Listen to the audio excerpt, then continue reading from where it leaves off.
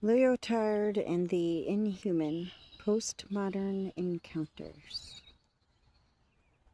by Stuart Sim. That's the cover. Small book.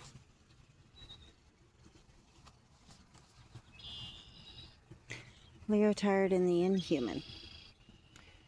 Jean-Francois Lyotard's later works reveal a deep suspicion of the inhuman, the process by which we are dehumanized by forces of development, advanced capitalism, and in extreme cases, even find those forces planning to replace us with computer technology. Given the power wielded by technoscience, Lyotard fears for our future and calls on us to resist the drift towards inhumanism. If we look around, however, we see that inhumanism is already with us in many forms: medical technology, artificial intelligence, artificial life being three obvious examples. The boundary between humanity and technology is becoming progressively more blurred, and there are many willing to defend this development, regarding it as our future.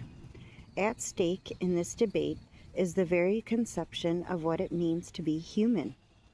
Lyotard's question: what if what is proper to humankind, where to be inhabited by the inhuman,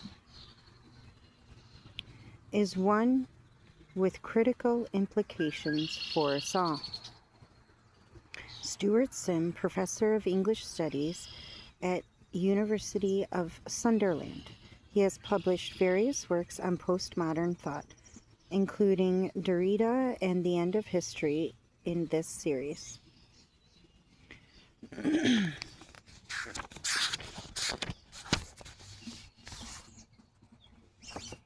So, Totem Books.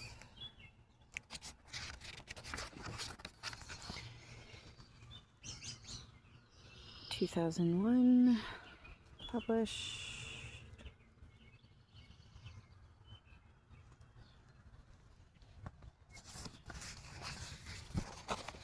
Okay.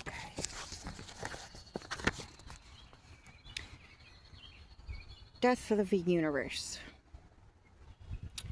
We live in a universe with an expiry date. Between 4.5 billion and 6 billion years from now, estimates vary. But 6 billion appears to be the upper limit.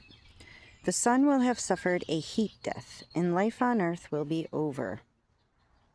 Dramatic, and even melodramatic. Though this may sound, on first hearing, in the early 21st century, few of us are likely to lose much sleep over such a projected scenario, given a time span that is all but unimaginable to us as individuals surviving for only decades each. There seems little sense of urgency about such prospect from where we now stand, and for the time being, at any rate, life goes on as normal.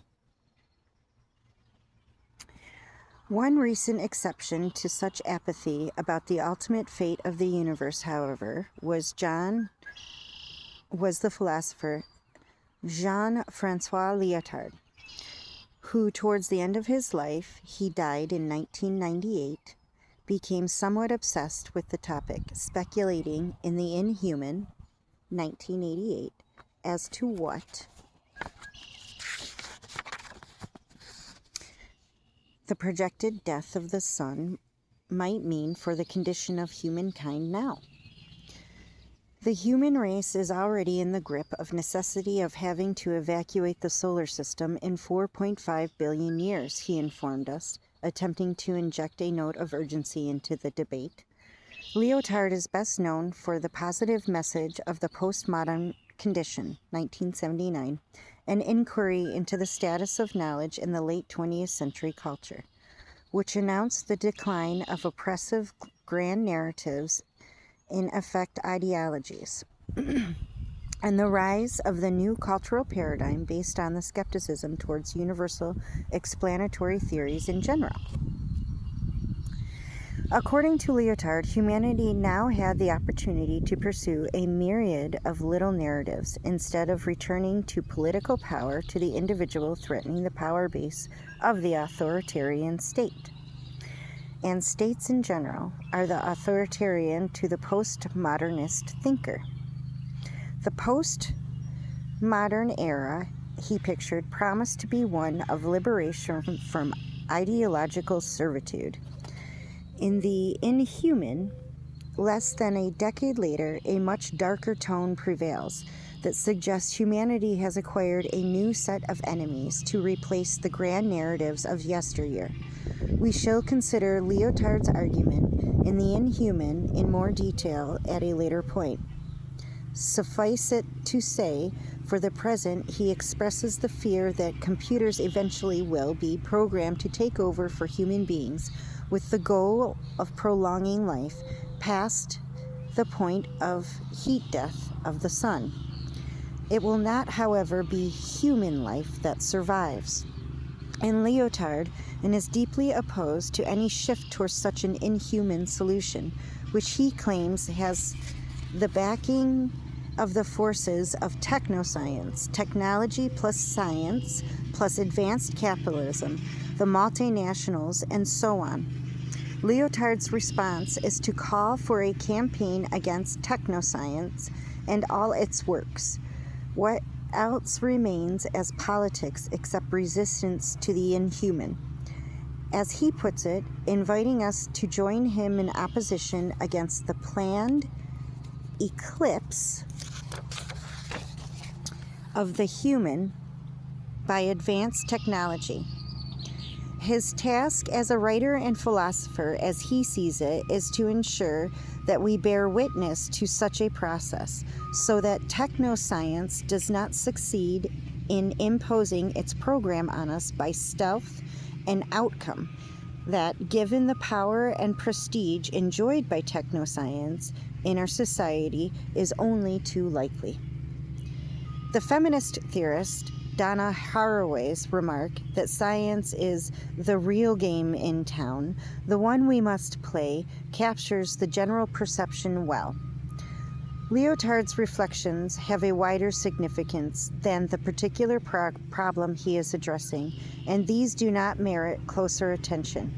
Whether we are aware of it or not, the inhuman has infiltrated our daily existence to a quiet, remarkable degree, and in the sense of the suppression of the human by the technological.